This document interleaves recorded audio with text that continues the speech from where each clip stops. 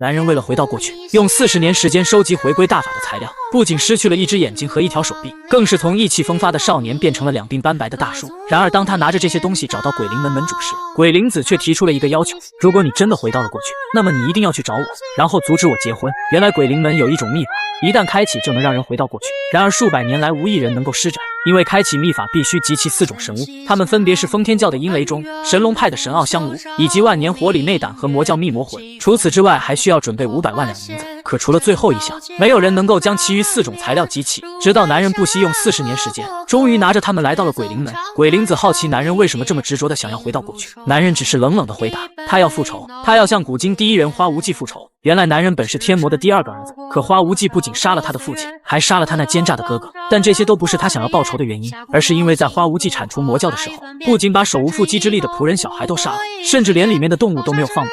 既然这个时代我杀不了他，那我只能回到过去把他杀了。听完男人的话，鬼灵子神情瞬间严肃起来，他郑重地请求男人回到过去后一定要阻止他结婚。男人不禁哈哈大笑起来：我答应你的要求。片刻后，当4件神物准备完毕，鬼灵子开始口念咒语，一股无形的能量席卷了整个房间。下一秒，一道时空之门凭空出现，鬼灵子兴奋地告诉男人他成功了。然而当他回头望去，却看到男人奄奄一息地瘫坐在地上。这一刻，鬼灵子的眼神瞬间暗淡了下来，他转身就朝着时空之门走去，可下一秒他的身体就再也无法动弹，而男人的身影犹如鬼魅出现在他身后。男人愤怒地质问：你怎么可以做这种事？鬼灵子却只是不停地说着对不起。看到鬼灵子老泪纵横的样子，男人最终还是松开了手，他微笑地看向对方：要是别人我一定不会放过他，但如果是你的话，我能够理解，谢谢你等了我一辈子。而当他把这句话说完的时候，整个世界突然陷入了静止。与此同时，男人的耳边传来了一个老者的声音：恭喜你通过了所有的测试。只见一位仙气凛然的老者凭空出现，男人好奇地询问对方是谁。我是可以送你回到过去的人，不然你真的以为仅凭一些灵物就可以违抗天命吗？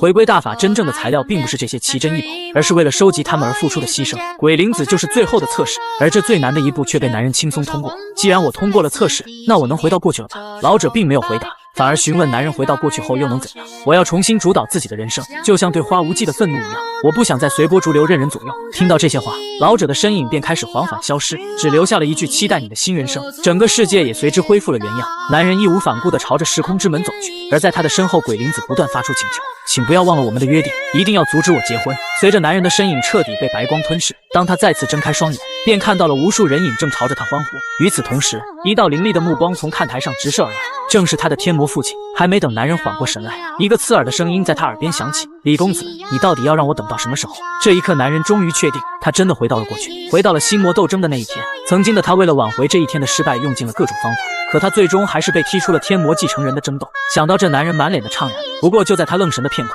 旁边的男子再次传来了不耐烦的声音。直到看清对方的面孔，男人这才想起他就是血天刀魔的五弟子巨平浩。也正是因为此人，男人失败的一生就此开始。他转头看向台上的父亲，他看到了父亲那一筹莫展的样子。这一刻，他也终于明白，原来父亲早就知道现在的他中了散功毒，而父亲之所以无动于衷，为的就是想看自己如何突破这道难关。想到若是以他回归之前的实力，就算没有内功也可以一招之内干掉巨平浩，但现在的男人并不想展露真正的实力，于是他大声向在座英雄豪杰宣布：我将不使用内功接受巨平浩的挑战。此话一出，全场哗然。要知道，这场心魔斗争有可能决定未来继承天魔之位的人。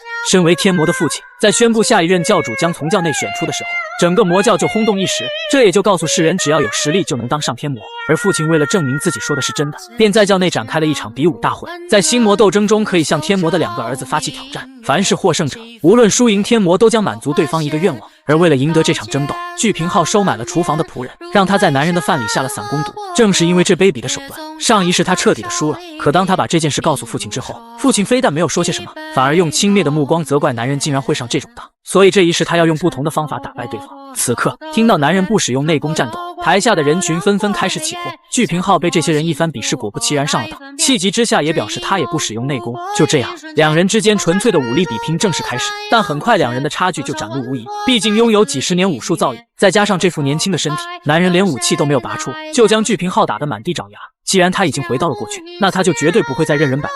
随着战斗结束，所有人都好奇男人会选择什么奖励，可是他却只是淡淡的提出：我希望能和父亲一起去打猎。听到这个请求，天魔先是一愣，然后留下了一句：明天凌晨出发吧，便转身向台下走去。片刻后，男人回到房间，他仔细地端详起自己那年轻的面孔，果然和那时的自己不同了。不过看着看着，他又沉默了。现在他要做的就是趁花无忌还没变强之前，找到他，将其直接抹杀。可问题是，想要找到花无忌并不是一件简单的事情。他就像从天上掉下来一样，突然出现在武林中，仅凭一己之力便灭掉了武林盟跟邪道盟。而在他铲除魔教后，又突然从武林中消失，因此人们对他的了解很少。所以若是现在派人在整个中原武林寻找他的话，很可能会引起他的注意。那么现在就只剩下一个办法了，那就是变得比花无忌更强。正当男人思考接下来该如何计划的时候，房间的大门突然被人推开，只听一个熟悉的声音传入他的耳中。男人转身望去，在看到人影的那一刻，他的心中只有无比的愧疚。来人正是他的贴身护卫李安，一个高大魁梧的胖女孩。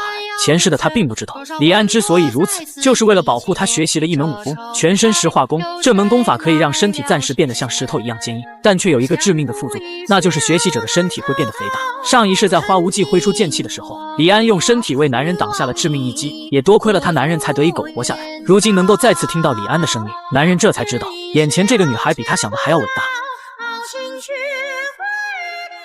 女孩天生长着一副倾国的容颜，所有人都说她长大后会成为天下第一美人。但就是这样一位美丽动人的少女，突然变成了一个大胖子，出现在所有人眼前。那时的男人并不知道，女孩变胖后哭得有多么的伤心，甚至对这样的她越来越冷淡。直到他得知了女孩变胖的原因，为了保护男人，他放弃了成为绝世美女的机会，学习了一门全身石化功。当男人再次看到女孩那胖嘟嘟的脸庞，他发誓这一世一定要帮女孩解决全身石化功的副作用。就这样，他愣愣地看着眼前的女孩，女孩很快就察觉到了男人奇怪的举动。男人也知道李安作为他的贴身护卫，肯定是发现了他的变化，于是让他跟着自己走，我带你去看更奇怪的东西。男人头也不回地直奔厨房而去，他叫来厨房里的所有人，包括掌勺的大厨以及负责打杂的帮工，然后冷冷地问道：为什么要这么做？可掌勺的大厨却不知道男人是什么意思，直到男人直接开口询问为什么要在我的饭菜里下毒。此言一出，所有人都惊讶不已。此时一旁的帮工已经被吓得脸色惨白，他慌忙地大喊着：不是我！可这一切男人早已知晓，这个帮工因为赌博欠下了巨额的债务，甚至连父母和朋友的钱都输光了，最终这才铤而走险接受了巨平浩的贿赂。他跪倒在地上拼命想要求饶，可不等他把话说出口，男人直接一剑了结了他的生命。看到这一幕的掌勺大厨跪倒在地上痛哭流涕：对不起少教主，都是老朽管教不严，请少教主责罚。然而男人并没有责怪对方：林伯，你为什么觉得是你的错呢？要怪就怪那个下毒的家伙，可是厨房里发生的事情都是老朽的责任。男人打断了林伯的话：如果魔教发生了什么不好的事情，那也是我父亲的责任吗？这一刻所有人都哑然了。既然如此，你为什么要把责任揽在自己身上呢？倒不如晚上给我做一碗鸡丝面吧，我好久没吃了。说完，男人头也不回地走出了厨房。李安连忙跟了上去，他走在男人的身后欲言又止，只是觉得今天的公子真的有点不一样。第二天凌晨，父亲看着男人背上那巨大的吉囊，好奇地询问这都准备了什么东西啊？男人只是淡淡的解释，这些都是这几天需要用的东西。可父亲却说，我们只会在山上待一天，明天就会下来。可男人听后并没有放在心上，那可说不定，万一我们玩得尽兴，想多待几天呢？父亲白了一眼，做你的白日梦吧。虽然和父亲相处的时间不长，但男人已经发现他对父亲的记忆出现了偏差。在他的印象中，父亲沉默寡言，不苟言笑，但实际上父亲比他想象中健谈得多。你的表现还不错。听到父亲的话，男人知道他说的是自己击败巨平浩的事情。当时的他虽然没有动用内力，但因为拥有前世的战斗经验，还是让他在举手投足之间展现出了远超同龄人的实力。这一点他相信父亲早就看出来了，于是半开玩笑地说道：我隐藏了实力，我可不是只会虚张声势的猫，而是一头隐藏了利爪的猛兽。父亲停下了脚步，转头看着男人问道：我也这么觉得，但既然是猛兽，为何要隐藏利爪呢？这个我还真没想过。所以你仍旧只是一只猫。父亲说完，继续朝着前方走去。可很快他再次问道：你修炼的飞天剑法已经达到第几层了？飞天剑法作为天魔一脉的独门剑法，虽然比不上父亲修炼的九惑魔功，但也算得上是顶尖的武学了。男人知道他根本骗不了父亲，于是如实回答道：已经大成了。然而话音刚落，一道凌厉的指锋擦着男人的脸颊飞了过去，他本能的侧过头，这才躲过了这一击。父亲惊讶地看着他：你真的已经大成了？男人摸了摸被指锋擦过的脸颊，有些后怕地说道：您怎么不问清楚就动手啊？万一我没躲开怎么办？撒谎是要付出代价的。如果你真的大成了，就应该能躲开我的指锋。我的这张脸可是长得像父亲您一样，要是真的破相了，那该多可惜啊！父亲冷哼一声，并没有理会他的抱怨，继续朝前走去。男人心中暗暗吃惊，哪有父亲会对自己的儿子下如此狠手的？还没走出几步，耳边再次传来了父亲的声音：以你这个年纪就能将飞天剑法修炼到大成，确实是件值得夸奖的事情。这一刻男人愣住了，前世的他直到30多岁才将飞天剑法修炼到大成，如今父亲会感到惊讶也是理所当然的。接下来的时间，父子两人并肩而行，虽然没有说话，却仿佛进行了一场无声的交流。不过男人还是率先打破了沉默：父亲，您的狩猎技巧是跟谁学的？我的哥哥。父亲回答道：原来我还有个大伯吗？说到这里，父亲的神情瞬间暗淡下来，他已经死了，死在我的手里，就和你现在差不多大。男人沉默了片刻，坚定地说道：“您做得很对，不然的话我也不会出生。”父亲停下了脚步，深深地看了男人一眼，用低沉的声音说道：“当时的我别无选择。”男人非常理解父亲这句话的意思，父亲的心中一定充满了痛苦和挣扎。骨肉相残从来都不是一件容易的事情，前世的他见过太多表面风光内心却伤痕累累的人，所以他才会故意说出那番话，为的就是想要帮助父亲释放心中的压抑。既然父亲你都做不到的事情，那么请您也不要指望我能找到不杀死哥哥的方法，况且您给我的哥哥卑鄙无耻心狠手辣，根本不值得我去同情。父亲转头看了男人一眼，眼神比之前更加的冰冷，看来你在背后骂的还挺凶啊。他是魔教第一至尊天魔教主，一个人人都要敬而畏之的人物，可哪怕强大到如此，心中也有无法抚平的伤痛。他亲手杀死了自己的哥哥，而如今他的儿子们正经历着同样的痛苦，可他却无能为力，因为这是成为魔教教主的必经之路。当听到男人在背后对自己的哥哥有颇多意见，他的眼神中充满了失望。可对于这些男人并不在意，毕竟和他那能力出众的哥哥相比，以前的他确实总让人失望。不过这也让他更加坚定，自己不会再像前世那样优柔寡断、任人摆布。随着父子两人的脚步再次加快，男人看着父亲那熟悉又陌生的背影，产生了一个疑问：因为上一世的他并没有结婚，所以并不知道有孩子是什么样的感觉。他很好奇，对于父亲来说，自己究竟是一个怎样的存在。而就在这时，父亲突然停下了脚步，他手指前方询问男人看到了什么。可顺着父亲的手指看去，男人除了看到一片茂密的树林，什么都没有发现。那是我们的晚餐。听到这话，男人就要从吉囊中取出弓箭，可很快又被父亲制止了。你连猎物都看不到，怎么抓呢？说完，父亲让他按自己的引导去做，闭上眼睛，用心去感受。这是一种通过感知周围的波动来判断对手实力的方法，也就是真气外放。男人闭上眼睛，缓缓释放出自己的真气。然而，除了父亲的气息之外，他什么也感觉不到。父亲的气息平静而深邃，仿佛隐藏着足以毁天灭地的力量。这时，耳边再次传来了父亲的引导，只需要释放出一缕真气，然后像抽丝一样将它慢慢拉长。前世的他释放真气都是为了攻击或者防御，这还是他第一次用真气去感知周围的事物。而随着他的真气不断蔓延，他也终于感受到了一股微弱的生命气息。毛发粗硬，体型修长，视野珠吗？父亲用惊讶的眼神看着男人。我刚开始离这么远的时候，甚至都猜错了。听到这话，男人这才反应过来，我可是天生的神武之体啊！可听到神武之体这4个字，父亲的眼神却微微一变。前世的男人一直对父亲心存芥蒂，他明明是一个追求力量的人，可为什么却对自己这个天生神武之体如此漠不关心？直到现在，他终于明白了，只有当自己展现出真正的天赋和实力时，才能得到所有人的认可和尊重。夜晚，烤肉的香味在山林中弥漫开来。父亲好奇男人什么时候学会处理猎物的，男人随口找了个借口说是从书上学的。眼看父亲依旧心存疑惑，男人连忙岔开话题：“您现在坐着的虎皮可是我特意为您准备的，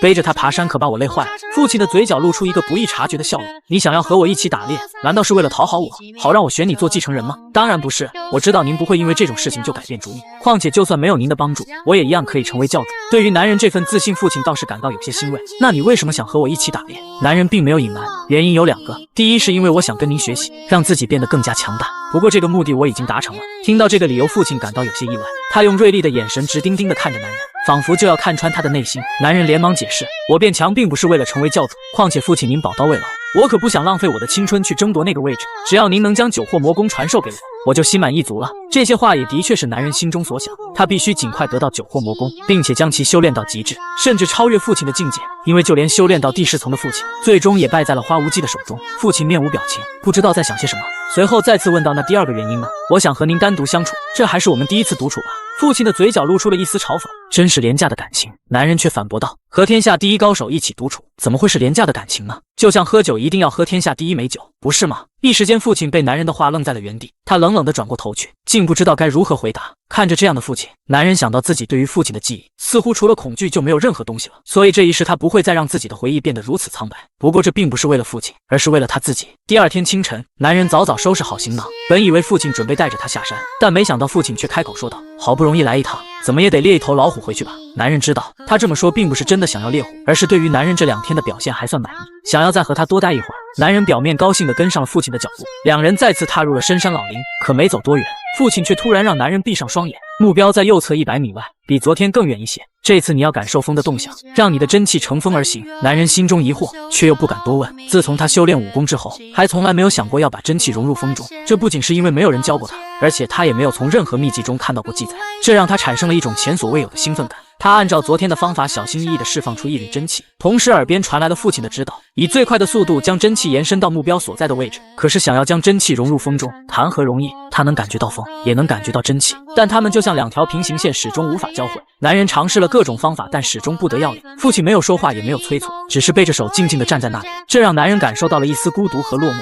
也就在这无意之间，他释放的真气和风相互纠缠在了一起，就这样乘着风不断向远方蔓延，直到触碰到了那只老虎。男人惊讶地睁开双眼，他已经能够准确地感知到老虎的位置和气息，同时父亲也用惊讶的眼神看着他，似乎没有想到男人竟然这么快就掌握了这种技巧。你要勤加练习，当你释放出的真气越多，你的寿命也将越长。男人兴奋地表示他记住了。随着夜幕降临，男人从吉囊中取出了他的杀手锏，一坛美酒。父亲喝完连连赞叹真是好酒，可男人却装出了一副这酒太烈的表情。虽然他的酒量很好，但他并不想在父亲面前表现得太张扬，可这副表情却让父亲一阵嘲讽，哪有魔道中人喝个酒都哭爹喊娘的。男人并没放在心上，酒量差又能如何？比起毒酒，我更怕人心。父亲冷笑一声，出乎意料地问道，如果为了活命，你会杀了我吗？男人沉默了片刻，直接表示他不会。为人子女又怎么能伤害父母呢？可其实这是他的谎言，如果真的有必要，他一定会杀了父亲。这是男人第一次跟父亲这么聊天，于是反问道，那父亲你会杀了我吗？父亲并没有直接回答，如果你连这件事都要考虑的话，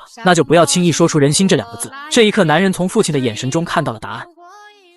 他是魔教8大高手之一血天刀魔，武力甚至连天魔教主都不敢小觑。男人却将他的徒弟打成了残废，可他并不担心因此遭到报复，因为血天刀魔从来不会因为外物伤到自尊。然而他的徒弟却没有一个是省油的灯。自从狩猎场回来之后，男人便一头扎进了练功房，开始苦练父亲传授给他的气之延伸术。此时的他已然能够熟练地将真气融入到风中，并且释放的数量已经从1条变成了4条，这不禁让他感叹真是太有趣了，简直就像是多了几条命，以后就可以提前洞悉想要袭击自己的敌人，而且继续修炼下去。如果能像父亲一样同时释放数十条真气，那么他就可以识破敌人的隐身术。只可惜哪怕是这么厉害的父亲，最后还是输给了花无忌，甚至连天魔殿也被他彻底毁灭了。要知道天魔殿作为天魔神教的禁地，里面不仅设有3道阵法和6重机关，而且以天魔殿为中心，8魔尊各自率领着自己的势力，驻守在天魔殿的8个方向，时刻护卫着教主的安全。其中北方是由一花剑尊领导的北天剑家，他们个个都是用剑的高手；南方是血天刀魔统领的南刀宗，这些人的刀法极其霸道凶狠残暴；东方和西方则分别是不败拳魔统领的东拳门和摄魂魔统领的西幻城。至于其他4个方位，也是由各领域的高手驻扎在此。曾经的男人原以为敌人是从外部攻破了天魔殿的，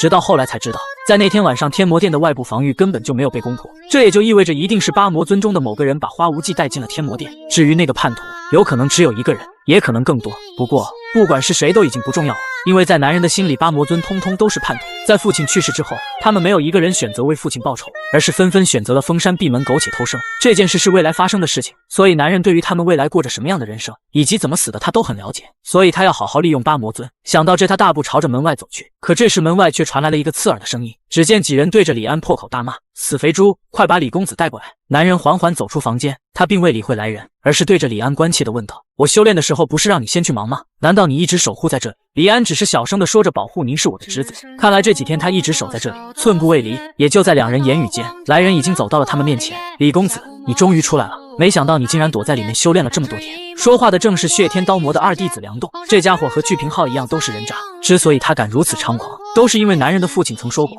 凡是教内的人都可以当上继承人，这也就勾起了教内一些人想要通过打败天魔的儿子扬名立万的欲望。男人冷冷地问道：“你找我有什么事？您还不知道吗？巨师弟已经被您打成了废人，所以呢，你是想让我去照顾他吗？”梁栋闻言大怒：“你是觉得我在开玩笑吗？”可男人并不吃他这一套，我们之间好像还没有熟到可以开玩笑的地步吧。梁栋被男人的态度气到火冒三丈，他没想到自己竟然被如此的轻视，他怒斥男人要为师弟的事情负责。男人知道这家伙让自己去道歉只是个借口，因为血天刀魔没有指定南刀宗的继承人，所以他的弟子们都在想方设法的讨好他。梁栋就是想要借此机会在血天刀魔面前表现自己，于是男人直接戳穿了他的目的：“你以为这么做了就能成为血天刀魔的继承人吗？”男人似笑非笑，然而下一秒却脸色一变：“真正应该道歉的是你才对。”梁栋一愣：“道什么歉？你刚才侮辱了我的护卫，你必须向他道歉。”梁栋上下打量了李安一番，眼中充满了不屑。李安也并不想追究这件事，但男人又怎会再次让他受这种委屈？他大步朝着梁栋走去：“如果你跪下向我的护卫道歉，我可以考虑放你一马。”这可把梁栋彻底激怒了，他大声吼道：“就算死我也不会下跪的。”而男人等的就是这句话。只见他冷冷一笑，缓缓拔出武器。梁栋不可置信：“你疯了吗？难道你真的要为了那个肥猪杀了我吗？”男人剑指对方：“我的部下值得我这么做。”顿时场面开始剑拔弩张，梁栋的眼睛眯成了一条缝，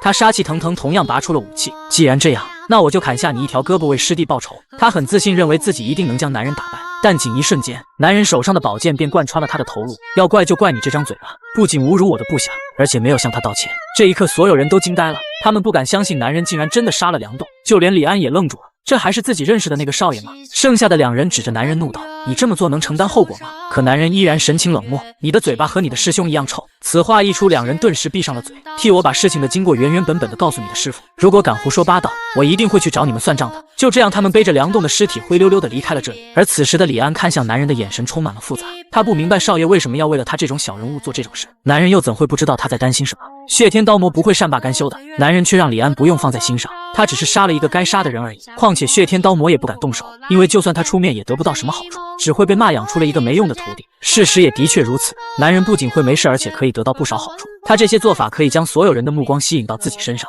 如果说成为教主继承人是按分数计算的话，那今天男人算是加了1分。听到自家少爷这番解释，李安这才放下心来。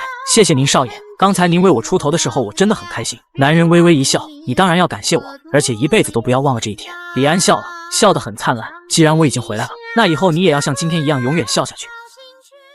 男人用40年时间终于回到了过去，本以为一切终将在他的掌控之中，却没想到不单是自己那难以琢磨的天魔父亲，如今就连这看似和蔼的老头也令他难以招架。此刻他坐在院子里看着那皎洁的月亮，回想起上一世自从魔教被灭门之后，他便陷入了深深的绝望。如果不是为了回到过去找花无忌报仇，可能当时的他早已经崩溃，所以这一次他必须要做好万全准备。然而就在他想得入神的时候，突然一道寒芒在月光下闪过，只见一把巨大的钢刀架在他的脖子上，刀身上寒光闪烁，杀气逼人，男人甚至可以从上面看到自己那惊讶的表情。而随着刀锋缓缓下移，一个身影出现在男人的面前，来人身材瘦削，满脸皱纹，可他的眼神却如同鹰隼一般锐利，正是血天刀魔具天波。男人没想到他这么快就找上了门，随着一股冰冷的魔气从刀身上散发而出，男人不禁疑惑，面对这把刀我真的能躲开吗？这一刻他顿感呼吸困难，汗毛直竖。很显然，虽然他拥有前世的修炼经验，以他现在的修为是绝对躲不开的。就在男人万分紧张的时候，刀身上那冰冷的魔气却突然消失不见，下一秒血天刀魔直接坐到了男人身边，他用刀柄轻轻戳了戳男人的腰，满脸笑意的询问，你为什么要杀我的弟子？他的语气就像是一个和蔼的老头，和刚才那杀气腾腾的样子判若两人。男人毫不隐瞒，因为他太蠢了，这世上还有比招惹天魔疼爱的幼子更愚蠢的事吗？听到这话，血天刀魔用那锐利的眼神直盯盯地看着男人，下一秒只听唰的一声，血天刀魔再次将刀横在男人的脖子上，要不我把你的脑袋砍下来送给教主，看看他到底疼不疼你。感受到刀锋上令人不寒而栗的杀气，男人后退了一步，血天刀魔随即在地上挥舞了2刀，将一条直线一分为2，长的部分是短的9倍，这是天魔对我们的重视程度，长的是我，短的是你。男人沉默了片刻，不急不缓用手指在长线的中间再次画了一条线，我毕竟是他的儿子，应该至少有这么多吧。血天刀魔阴恻恻地笑道，如果我把你的脑袋送给教主，看他会不会杀了我？您是不是太小看天魔身为父亲的感情了？所以我们要不要试试看？说着，血天刀魔笑眯眯地盯着男人，一股冰冷刺骨的杀意爆发而出。不用试了，我已经知道答案了，毕竟天魔有2个儿子，而您只有1个。血天刀魔哈哈大笑起来，你小子果然比我的弟子聪明多了，我这个人命不好，所以你最好离我远一点。说罢，他便化作一道影子消失在黑夜当中。看着血天刀魔消失的背影，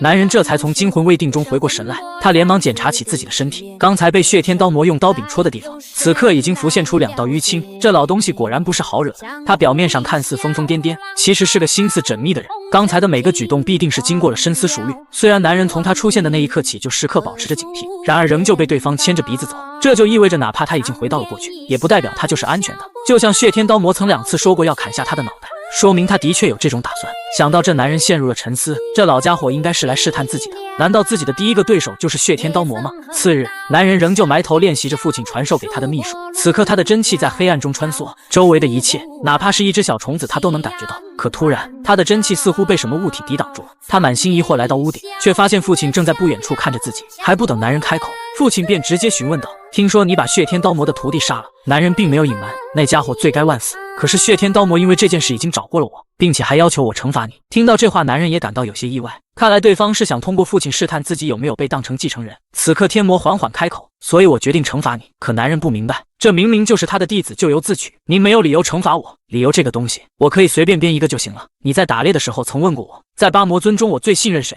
当时的我并没有回答，现在我可以告诉你，不仅是魔尊，我谁都不相信。此话一出，男人也为之一惊，可不等他问出心中的疑惑，天魔再次说道，你曾说过要整顿本教的纲纪，现在告诉我你心中真正的想法。听到这话，男人眼神顿时暗淡了下去，他顿了顿，然后说出了深埋心底的想法。我觉得不知何时开始，我们已经失去了作为魔道的真正意义，父亲惊讶地看着男人，似乎没有想到他会说出这样的话。我认为魔道的信念就是铲除世间绝对的恶，所以我不认为正道是我们的敌人。男人知道这番话会让父亲很难接受，但他还是继续说道：这个世界上存在着一些人类无法想象的邪恶，他们卑鄙残忍，就连恶魔都会感到不耻。我认为正道所追求的正义，或许可以战胜一些小恶，但却无法打败那些绝对的恶，因为他们天生慈悲，所以永远无法对那些丧心病狂的恶徒痛下杀手。只有用更加卑鄙的方法，才能真正消灭那些绝对的恶。父亲静静地听着男人的话，他的眼神前所未有的专注。所以我并不在乎自己是善是恶，只有当那些连正道都无法战胜的邪恶跪倒在我们面前时，整个武林才会真正臣服于我们，这才是真正的魔道。这些话并不是男人从魔教学到的，而是在生死边缘无数次挣扎后悟出来的道理。他相信父亲肯定从来没有听过。如果我们不能建立真正的魔道，那么魔道肯定坚持不了太久。所以为了活下去，我们必须整顿内部。此话一出，就连一向喜怒不形于色的父亲也露出了震惊的表情。他开始思考，开始权衡。这一刻，父亲的眼神变得无比锐利。我终于明白了血天刀魔为什么要让我惩罚你，他一定是从你的身上看到了某种东西，所以想借我的手来试探你。那他一定是看到了我成为继承人的潜力，也说不定他是把你当成了背叛魔教的危险分子。但无论是哪个，这老东西倒是还挺有眼光的。父亲看着男人，眼神中充满了复杂。这一刻，他似乎做出了某个决定。他转身留下一句：跟我来。片刻后，父亲带着男人来到了密林深处的一座石室门口，石门上挂着一块牌匾，上面赫然写着3个大字：小天洞。小天洞是天魔神教的试炼之地，只有那些有资格成为教主继承人的人才能进入其中。据说小天洞进去容易，出来却很难，其中通过试炼活着走出来的人还不到一半，就连男人那野心勃勃的哥哥也不敢轻易踏入其中。想到这，男人好奇地询问：父亲，难道您想让我进入这里面吗？天魔眉头微皱：我像你这么大的时候也进去过。男人好奇：那您在里面待了多久？2个月。听到这个回答，男人顿时震惊不已。要知道，父亲可是历代天魔中被认为资质最好的人，竟然也花了2个月时间。天魔似乎看出了男人的疑惑：虽然我花了2个月，但进入这里的人平均都要花上3年才能出来，而进入这里面便是天魔对男人的惩罚。这一刻，男人看着父亲那毫无波澜的表情，他也开始捉摸不透。他不知道自己这个父亲是真的不在乎他的生死，还是说希望他在里面变得更强。不过那又怎样？既然如此，那我一定会比您更快出来的。只要进入这里，就能获得成为天魔的资格，但每10个人当中只有5个人能活着出来，并且他们在里面平均都要待上3年时间。哪怕是被称为历代最有资质的现任天魔，也足足耗费了2个月半。而如今，这里却被当成了用来惩罚男人的手段。此刻，男人沿着通道缓缓前行，这里并不像他想象中那样阴暗潮湿，反而被装饰得非常精致干净，这不禁让男人感到十分好奇，这里究竟是怎样一个地方？为什么那么多人有去无回？而随着男人不断的深入，在穿过第1条通道后，他在一座广场的入口处看到了一块石碑，上面记录着这一关的试炼内容：1. 不使用剑气和剑罡将所有敌人斩杀； 2. 如果在规定时间内未能完成试炼，10天后才可以再次挑战； 3. 准备好了就站在红圈里。男人环顾四周，发现墙角放着几个大缸，里面装满了辟谷丹，他没有丝毫犹豫，直接站到了红圈里。随着地面轰然裂开，数十个木头人从地底钻了出来，在每个木头人的身上都标注着红色的记号，看来这就是需要砍掉的部分。男人本能地拔出长剑，随着刷刷刷几道剑影划过，木头人纷纷倒下。就在男人以为这比想象中还要简单一些时，木头人竟突然开始缓缓下沉。男人大感不妙，如果让他们真的沉了下去，那他就得再等10天才能重新试炼。随即他连忙改变目标，优先将那些快要沉入地底的木头人击碎。渐渐的，他的速度越来越快，终于在最后一刻将所有木头人击碎。这一关虽然看似考验一个人的身法，但其实更像是考验一个人的判断力，因为只有在瞬息之间做出正确的选择，才能真正通过这一关。随着第1关测试结束，前往第2关的石门也缓缓打开。正当男人准备进入第2个石门时，突然发现墙壁上刻满了字迹，那是之前挑战者写下的留言。他们有些试了几次，有些试了几10次，甚至有些认为自己一辈子都无法离开这里。而在最底下，男人看到了一个熟悉的笔记：一群废物，那是他的父亲留下的。男人忍不住笑了起来，看来父亲只用了1次就通过了这一关。不过他骂的那些人可都是自己的祖先啊，这也未免太嚣张了吧。来到第2关的试炼场地，男人看到周围的墙壁上摆满了各式各样的武器，而在入口处同样放着一块石碑：1. 使用墙上的武器在1个时辰之内将铁球劈成2半，可以使用剑气和剑罡； 2. 如果在规定时间内未能完成试炼，20天后才可以再次挑战； 3. 准备好了就站在红圈里。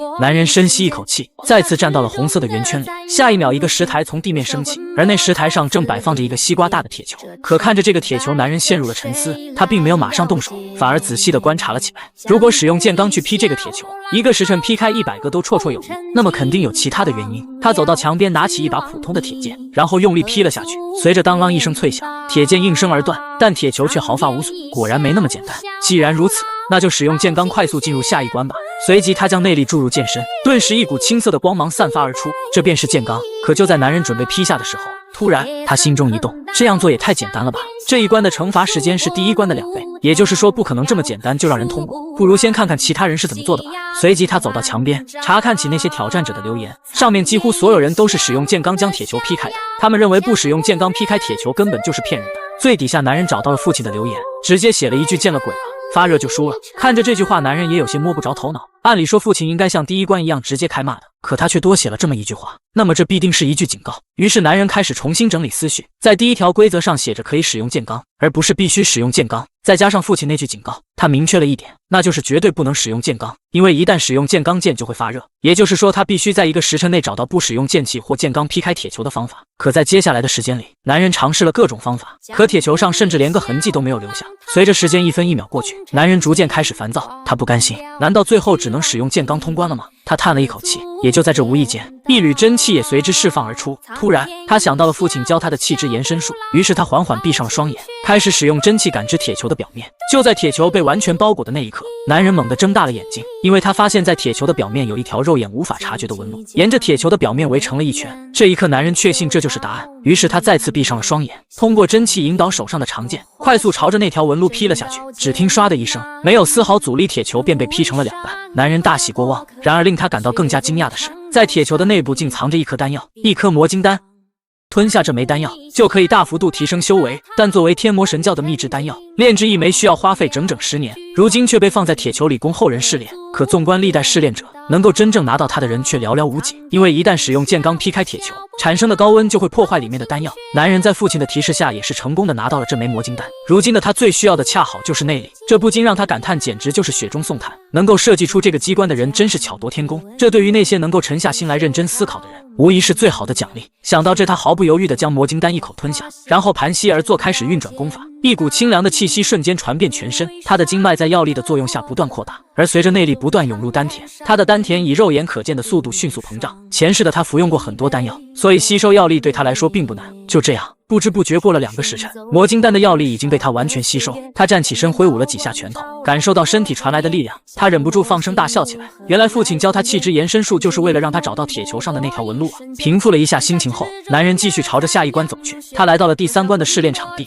入口的石碑上同样写着3条规则：1. 分辨生死； 2. 如果挑战失败5天后才可以再次挑战； 3. 准备好了就站在红圈里。看到第1条规则，男人陷入了沉思，这让他隐隐感到有些不安，可他还是没有迟疑，果断站进了红圈里。下一秒，一个石桌从地面升起，在石桌上放着10株药草。他顿时明白了这一关要考验的内容，辨别药草的能力。曾经的他为了找到鬼灵子所说的材料，走遍了5湖4海，因此他不仅能区分各种各样的药草和毒草，而且还清楚地知道它们的功效，所以这一关对于他来说可谓是轻而易举。他自信满满地拿起了一株药草，很快石桌缓缓下降，然后又升起了一个石桌，上面依旧放着10株药草，但种类却和之前的完全不一样。原来如此，为了防止有人侥幸过关，这一关需要连续选对2次才行。很难想象，这对于不懂药草的人来说是多么的困难。而在连续2次选对药草后，通往下一关的石门也缓缓打开。男人走到石壁前，看起了前人留下的留言，他们大多数都是通过试吃来找到答案的，有些人甚至因为试了太多次，头发都掉光了。而在最下面，男人也看到了父亲的留言，同样他开口就是大骂，不过还是留下了一句警告：不要相信运气。他知道父亲一定是选择了最稳妥的方法，这一关他肯定花了不少时间，不过幸好他们父子俩的头发都保住了。第4关也就是最后一关，这一关只需要在生死幻影阵中活下来，但生死幻影阵是一种极其危险的阵法，在阵法中死亡就等于真正的死亡。这一次男人慎重地查看起墙上的留言，在父亲的留言中，这一次他没有骂人，只是留下了一句不要停下来。这句话像是对男人未来人生的忠告。他深吸一口气，调整好状态。当他走进红圈的那一刻，只听嗡的一声，生死幻影阵启动，周围的景象开始发生变化。转眼间他便来到了一片荒漠之中，那炽热的沙子仿佛就像真的一样，这就是顶级阵法的力量吗？也就在这时，狂风大作，一群干枯的人影凭空出现。虽然这是阵法幻化出来的怪物，但男人能清楚地感觉到他们的杀气，可他没有丝毫畏惧，反而一脸兴奋，这正好可以测试一下如今他的实力。想到这，他直接拔出了武器，纵身一跃冲进了人群。他挥舞着长剑，毫不留情地将敌人斩杀。因为吸收了魔晶丹的缘故，现在的他使用内力变得更加简单。他开始调动全身的内力，一股能量从剑身上爆发而出，下一秒几道寒芒闪过，周围的怪物顷刻间化为了碎片。然而正当他准备休息片刻时，数十只怪物再次凭空出现，这一次他们的实力比之前强大了很多。男人突然想到了父亲的那句话，他知道这是父亲的提醒，在生死幻影阵中必须用有限的内力战胜所有的敌人，因为在真正的战斗中根本没有时间恢复内力。不过这却让男人更加兴奋起来，毕竟只有不断进行这种命悬一线的战斗，才能让过去的领悟和现在的身体完美融合。就这样，他的速度越来越快，攻击也越发犀利。终于，在他力竭的最后一刻，最后一只怪物也倒在了他的剑下，同时生死幻境也随之消失。通往出口的石门缓缓打开，而在石门旁的石碑上，男人看到了通关的祝贺：恭喜你成功通过试炼，希望你能为天魔神教的发展贡献你的力量。这一刻，男人终于露出了轻松的表情。小天洞的试炼到此结束，父亲用了2个月才得以通过，可他却仅仅只用了1天时间。如果这个消息传了出去，一定会引起轩然大波，人们肯定会怀疑他是不是作弊了。所以为了保险起见，男人当即决定，他要在这里继续修炼，直到把领悟到的东西彻底掌握。就这样，100天之后，男人站到了父亲面前，他装出一脸的失望，表示他已经尽力了，但最后还是没能打破父亲的记录。父亲只是淡淡的问道：“你劈开那个铁球了吗？”“劈开了，我按照您的提示找到了那个缺口，而且在最后的幻阵中我也没有休息。”听到这里，父亲的嘴角露出了一丝微笑，那不是嘲讽，也不是冷笑，而是发自内心的喜悦。但那抹笑容却转瞬即逝。看来你还不算太笨吗？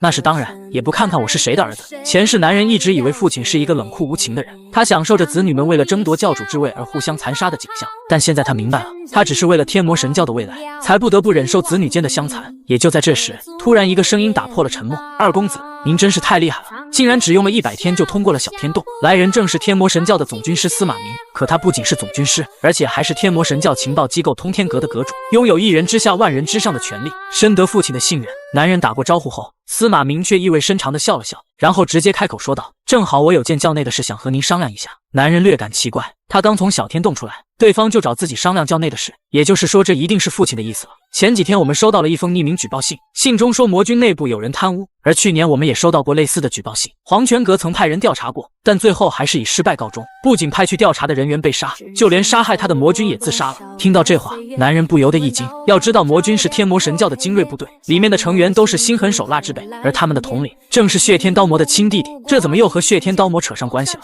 所以我希望二公子能作为这次的调查员处理这件事。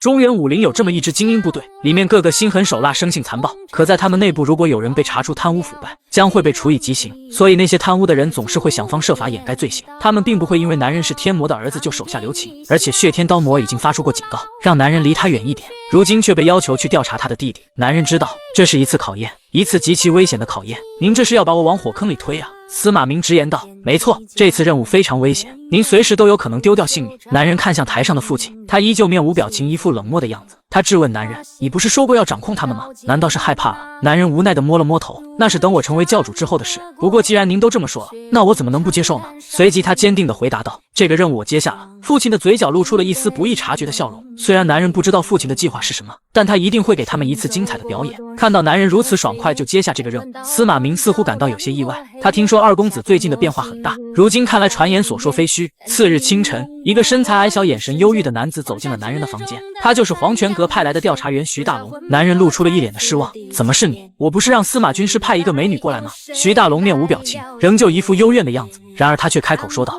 也许在司马军师的眼中，我就是美女吧。”这样的回答让男人有种想上去揍他的冲动，不过他还是强忍住了。好了，我们开始工作吧。说说你对魔军统领了解多少吧？魔军主名叫巨天壤，是血天刀魔巨天波的亲弟弟。他登上魔军主之位至今已有8年，期间执行过各种危险的任务，并将魔军打造成了一个实力雄厚的精锐组织。徐大龙将魔军主的信息详细的讲了出来，也就是说他干得还不错。是的，徐大龙好奇二公子为什么要这么问。男人并没有回答，而是反问道：“难道你不想调查魔军的腐败问题吗？”徐大龙没有任何思考，直接回答道：“我想过，那为何你看起来总是一副消极的样子，完全没有一点干劲？”徐大龙沉默了片刻，因为我知道，即使揭露了腐败，也改变不了任何事情。徐大龙的语气平淡，却透着一股深深的无力感。一时间，男人竟不知该如何接话。你的意思是说，如果上层不改变，那么本教就永远不会改变吗？徐大龙并没有回答，但从他那悲观厌世的表情，男人已经知晓了答案。你还记得上次那位被杀的调查员吗？这么危险，难道你不害怕吗？一点都不怕，死去的调查员就是我的师兄，他曾经教导过我。徐大龙语气平静，却难掩悲伤。听到这话，男人也不由得一惊。他看向眼前这个忧郁且坚定的男子，或许他之所以对魔军里每个人的信息都了如指掌，就是为了有朝一日能为师兄报仇吧。随后两人来到了魔龙院，魔龙院作为魔军成员的居住地，位于魔教外殿西区。可两人刚到门口就被2名壮汉拦住了去路。你们从哪里来的？黄泉阁特别调查官徐大龙，都给我闪开！徐大龙虽然身材矮小，但气势十足。然而这2名壮汉并没有被他吓到，反而出言嘲讽道：“特别调查官，我看也没什么特别的嘛，没有上级的出入许可，任何人不得入内。”徐大龙直接出示了一封命令书，2名壮汉这才稍微收敛了态度，表示他要先去向上级报告一下。徐大龙却毫不畏惧，直接打断了他们：“我们要见的正是你们的上级，现在都给我让开！”可2名壮汉坚决不让，顿时双方的声音越来越大。我不管你小子是谁派来的调查员，到了这里就得遵守我们的规矩。此话一出，徐大龙的脸色顿时变得难看。可面对如此高大的2人，他又打不过。正当他有些不知所措时，男人终于开口了：“你们知道我是谁吗？”男人缓缓向前走去，但那2人依然没有退缩的意思。“我们知道，既然你们知道，那还敢这样？”说着，男人直接2脚命中他们的重要部位，砰砰2声，2人捂着下体痛苦的在地上翻滚。看到这一幕，徐大龙顿时愣住了。可还没等他反应过来，男人就招呼他赶紧带路。可还没等2人到达主楼，他们又被一群魔军团围住。徐大龙高举着命令书，大声喊道：“你们这是在公然阻挠黄泉阁的调查，是想都被关进地牢吗？”然而他的警告对这些人毫无作用，他们只是轻蔑地笑着。也就在这时，一名男子分开人群走了出来。是哪个不知死活的东西敢在这里撒野？来人正是魔军1大队长高党。看到来人，徐大龙迅速向男人传音道：“这家伙虽然只是个大队长，但实质上是魔军中的2把手，据说心狠手辣，臭名昭著。”传完音后，徐大龙毫不畏惧地表明了来意，但这却再次遭到了众人的无视。无论是守门的还是眼前这个高党，都嚣张跋扈到了极点。面对这种情况，徐大龙也无计可施，最后只能求助于男人。男人大步走到高党面前，竟热情地向他伸出了手：“高大队长，好久不见。”高党虽然满脸疑惑，但还是握住了男人的手。可下一秒，男人脸色一变：“我需要立刻见到魔君主，还请高大队长行个方便。”他一边说着，一边用力，同时他向高党传音道：“你要是敢轻举妄动，那么这辈子就别想再用这只手了。”感受到手上传来的剧痛，高党只能乖乖地为2人让路。目睹这一幕的手下个个面面相觑，不明白一向强势的队长为何会如此轻易就范。就这样，2人大摇大摆地走进了主楼。徐大龙忍不住好奇，询问男人：“难道认识高党吗？”“不认识，今天是第一次见。”“那你怎么？”“我刚才握手的时候把他手骨捏碎了。”此话一出，徐大龙惊呼了一声，他怎么也没想到，眼前的2公子竟会不动声色地废掉魔军大队长的一只手。想到这，他不再停留，带着男人便往魔君主的房间走去。可当他们来到门口时，同样的一幕再次出现。这一次不等徐大龙开口，男人直接夺过徐大龙手上的命令书。看清楚这道命令书上的印章了吗？阻拦他就是在阻拦教主的命令，难道你们连教主也敢轻视吗？开战了，开战了！男人终于向魔军统领巨天壤宣战了。仅仅只是只言片语，他便将对方的老底试探了个遍。但毕竟都是1000年的老狐狸，2人之间的博弈这才刚刚开始。此刻，男人直接搬出了他天魔父亲的名号。看清楚这道命令书了吗？阻拦他就是在阻拦教主。听到教主2字，守卫顿时面露惧色。这还是他们第一次看到有人在亮出公文的同时还搬出天魔的。也就在这时，房间内传来一个声音：“让他们进来吧。”守卫如释重负，连忙打开房门，请2人进入。此刻，魔君主巨天壤端坐在藤椅上，与他的哥哥血天刀魔相比，虽然他们容貌相似，眼神也如出一辙，但巨天壤的眼中缺少了一份狠厉。不过他身上的气势也同样逼人，在那强大的威压下，徐大龙已经开始不自觉地颤抖起来。男人却毫不畏惧：“你们成群结队的出来找茬，看起来很闲吗？不如多读点书，长长脑子。”巨天壤大嘴一咧：“无知者无畏吗？此言差矣。如今的人越是无知，越精于算计。”说话间，2人开始针锋相对。可巨天壤毕竟掌管魔军多年，总是不动声色就将男人的话化解。巨天壤询问男人为什么要负责这次的调查，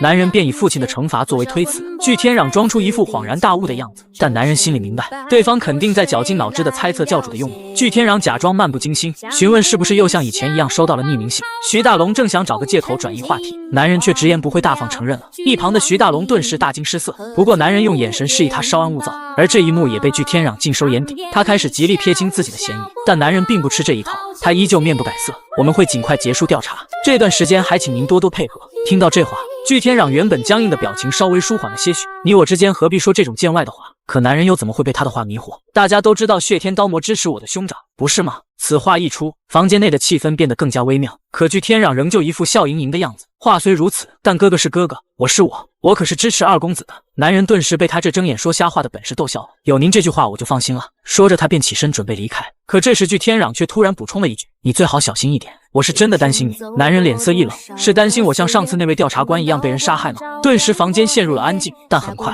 巨天壤连忙笑道：“既然教主派公子前来，那我当然要好好照顾你。”听到这话，男人不再停留，他转身朝着门外走去。可他能清晰地感觉到，巨天壤正用凝重的目光死死盯着自己。看来父亲派我来的原因，是要我和他之间只能活一个呀。与此同时，天魔殿内，司马明看着天魔擦拭着宝剑，一言不发。良久后，这才开口：“这次的事情应该由我亲自处理的，而不是二公子。”天魔手中的动作微微一顿，随即又恢复如常。那家伙说我们已经失去了魔道。司马明心中一惊，这话不仅是对天魔的冒犯，也是对身为总军师的他的质疑。但比起愤怒，司马明更多的是不安。所以您才派他去送死吗？天魔面不改色，既然他敢说出这种话，就应该拿出实际行动来证明。这句话彻底让司马明愣住了，因为在他看来，这是要让二公子为自己的傲慢付出代价。次日，魔龙院走廊中央，一只死乌鸦被挂在了魔军最常经过的地方。消息传开后，魔军成员纷纷赶来围观，有些人面露好奇，但更多的是怒目圆睁，破口大骂：“真是晦气，竟然把死乌鸦挂在这里！难道调查官就可以为所欲为吗？”他们胸前的衣服上都绣着代表各自大队的数字。骂得最凶的正是之前和男人发生过冲突的一大队成员。就在这气氛剑拔弩张之际，一个人终于按捺不住站了出来：“你们太过分了吧！”他的声音在走廊里回荡。紧接着，一名男子走了出来，此人正是魔军3大队长张虎。张虎是所有大队长中武功最强，脾气也是最厉害的人。张虎的气场很强，在场的所有人都被他比了下去，但男人却平淡如水。张大队长，你有什么不满吗？难道非要我说出来吗？在人来人往的地方挂这种不吉利的东西，你是什么意思？有人把这东西扔到我的床上，我以为这并不算什么。听到这话，张虎收敛了一点情绪，你不该没事找事，只要把幕后之人找出来不就行了吗？男人静静地看着张虎，他知道对方不会轻易妥协。随即他厉声喊道：“既然如此，那就从第3大队开始吧。现在立刻把所有的记录交上来，包括最近的行踪，还有钱庄的记录。”此话一出，3大队的成员顿时闹开了波。张虎更是暴怒如雷：“你们太过分了！”顿时气氛再次剑拔弩张起来。眼看在气势上压倒不了对方，张虎猛跺一脚，一股磅礴的内力将周围的地面震为了齑粉。可这又怎么可能吓得到男人？他警告对方，如果胆敢妨碍调查，就以谋反罪论处。听到谋反2字，旁边的队员连忙上前劝阻张虎。可这时男人却火上浇油地说道：“就先从你这个3大队长开始查起吧。”顿时张虎周身魔气涌动，他狠狠地瞪了男人一眼：“你会后悔的。”片刻后，3人来到房间对视而坐。可此时男人却突然压低了声音，平静地看向眼前的壮汉：“你还要试探我到什么时候？”张虎顿时愣住，可仍旧表现出一副不明所以的样子：“我不知道你在胡说些什么。”男人直接开门见山：“那封举报信是你写的吧？”张虎瞳孔猛地一缩，其实他并不擅长说谎。此刻的他眼神闪烁，语气也开始颤抖。最后，他终于承认了：“你是怎么知道的？”他明明是魔教3大队长中武功最高的人，却也是整个魔军中最为正直的一类。面对军中贪污腐败的现象，他本可以置身事外，却非要以身入局。此刻张虎语气低沉，仿佛变了一个人。男人知道他之前所做的一切，为的就是打消魔君主的怀疑。况且他的手下也是所有队伍中最守规矩的。之前在男人挂死乌鸦的时候，只有他队伍中的人没有嘲笑和谩骂，除此之外，他们更是纷纷站出来为张虎说话。由此可以看出，张虎的确治军有方，像他这样的人肯定无法容忍组织内部出现腐败现象。其实男人并不是通过这些细节才确定是张虎写的举报信，而是在得知张虎是所有大队长中武功最高的人之后，他想起前世发生的一件事。当时魔军中有一位大队长被杀，而那人正是所有大队长中武功最高的。可既然他武功那么高，又怎么会被人杀害呢？所以男人几乎可以断定，那位被杀的大队长就是张虎。那么他肯定是因为举报了魔军的罪行，这才惨遭毒手的。张虎表示自己当时也不确定举报信是否有效，所以没有写得太详细。他担心黄泉阁已经被血天刀魔掌控，只是没想到二公子会亲自前来调查。当时的他以为一切都完了，不过现在看来并非他所想。男人感慨了一句：“现在的年轻人都这么坦诚吗？”张虎一脸懵逼：“你不也一样年轻吗？”男人笑了笑，接着询问魔军内部到底发生了什么事。张虎神情顿时暗淡了下来。原来魔君主私下收受钱财，派魔军去执行暗杀任务。此话一出，男人大为震惊，事情远比他想象的还要严重。他原本以为魔君主只是收钱包庇一些地方势力，但没想到他竟然如此胆大妄为。魔军中高手如云，看来他们的雇佣费用也肯定十分高昂。徐大龙不明白这些人是如何做到瞒天过海的。这一刻，男人恍然大悟，看来整个1大队都参与其中了。之前他刚来的时候，第一个阻拦的就是他们，而在看到死乌鸦后，骂的最凶的也是他们。他们行动一致，显然是训练有素。男人好奇张虎是怎么发现这件事的。张虎神情一致，原来之前负责调查此事的人正是张虎的好友，他和张虎同期加入魔军，情同手足，而那封匿名信也正是他写的。直到死的那一刻，他才把这件事告诉了张虎。对于这件事，前世男人并没有听说过，他只知道张虎死了。看来这件事最终还是被压了下去。男人好奇为什么不早点说。张虎解释，他们在杀了自己的好友和调查官之后，就开始对内部成员严加监视，他根本不敢轻举妄动。那你认为是谁杀了他们？应该是魔君主指使，一大队长高党亲自动的手。听完这些，男人陷入了沉思。如果张虎说的是真的，那么这件事就大了。魔君主和整个一大队都参与其中，还杀害了调查官。男人心中疑惑，难道父亲和司马明真的不知道吗？男人觉得他们肯定有所察觉，所以才派自己前来调查。看来他们是想看看自己是否有能力与魔君主抗衡。男人静静地看着张虎，你有一位很不错的好朋友。这一刻，张虎却羞愧地低下了头，泪水情不自禁地流了下来。如果当初我能像他一样勇敢地站出来，那该多好啊！看到这个几百斤的大汉当着自己的面流下了眼泪，一旁的徐大龙也深受感触。毕竟之前那位被杀的调查官也是他敬重的师兄。从他们的身上，男人看到了找回失去的魔道的希望。他希望未来能由这样的人来执掌天魔神教。这一刻，男人再一次坚定了心中的信念。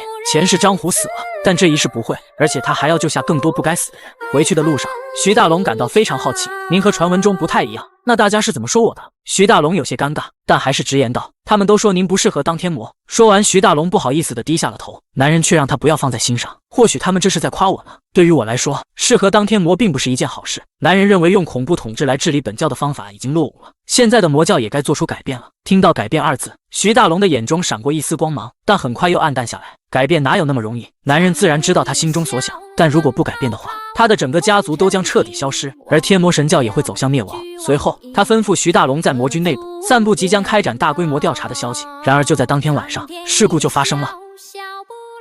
怒了！这是男人回归后第一次怒了。就在二公子要彻查所有魔军成员的消息传出后，当天晚上就出事了。此刻男人正在房间内休息，突然一名黄泉阁调查官慌慌张张地跑了进来。片刻后，两人赶到现场，只见审讯室外的走廊一片狼藉。此刻魔军和调查官扭打在一起。见此情形，男人一吼声喝止住了众人。人群中，一名调查官倒在血泊中，他的脸被打得面目全非，伤势严重。而一旁的徐大龙也满身是血的跪倒在地上。男人上前为他查看伤势，徐大龙却一心只担心自己的同伴。男人吩咐其他人把伤者送往医馆后，这件事的始作俑者竟大摇大摆地走了出来。男人一脸冷漠地看向他，这件事是不是你做的？没想到高党没有丝毫悔意，直接就承认了。他仗着身边都是他的人，所以他根本不害怕。男人的脸色顿时阴沉下来，你为什么要打伤黄泉阁的人？那人在走廊上撞到了我的肩膀，竟然还想让我道歉，那我只好出手教训一下了。对于这番话，男人又怎么可能相信？是你先故意撞他的吧？所以就算他道歉了，你肯定也不会就这么算了的。高党没有反驳，只是笑了笑，而他的手下也纷纷附和着笑了起来。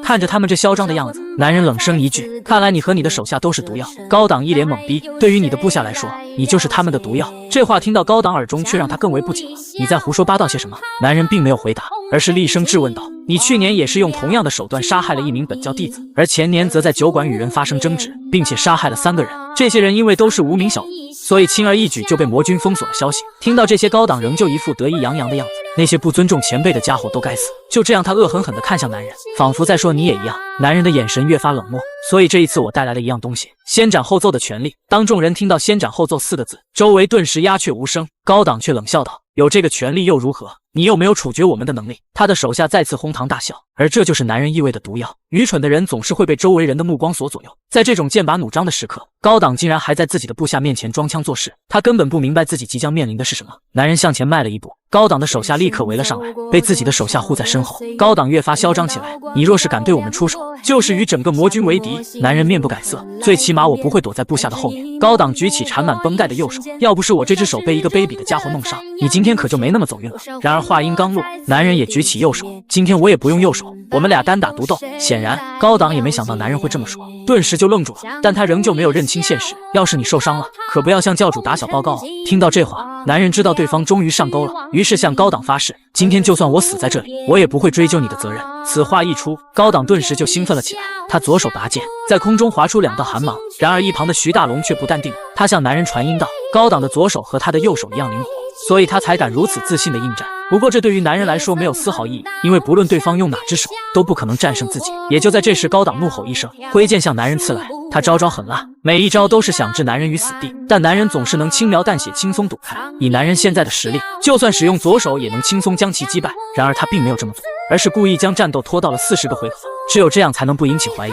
见时机已到，男人握剑的手势快速变化，只是轻轻向上一抬，竟硬生生地斩断了高档的手臂。顿时一股杀猪般的嚎叫响起，男人则顺势一剑柄砸在高档的脸上。就这样，高档应声倒地。见此情形，整个走廊炸开了锅，他们纷纷拔出武器，怒吼着冲向男人。可他们这番举动在男人眼中是如此的可笑。下一秒，只见一道寒芒闪过，冲在最前面的几人纷纷捂住喉咙，跪倒在地上，鲜血瞬间喷洒在走廊的每个角落。谁也没想到男人会突然下杀手。这一刻，所有人都愣住了，没有人敢继续向前一步。此刻，男人依旧面不改色，他们刚才的行为属于谋反。当谋反两个字一出，整个局面瞬间就被震慑住了。男人不急不缓地看向高档，你知道那些被你杀害的人，现在他们的家人怎么样了吗？你肯定不知道吧，因为你根本没有放在心上。他们失去了父亲、孩子或者丈夫，你觉得他们现在能过得好吗？看着步步紧逼的男人，高档声嘶力竭地呼喊着我错了。他满脸是血，眼中只有无尽的恐惧。可下一秒，只见男人高高抬起右脚，呼哧一声，狠狠地踩在了他的脑袋上。你算什么东西，竟然也敢杀我们的教徒？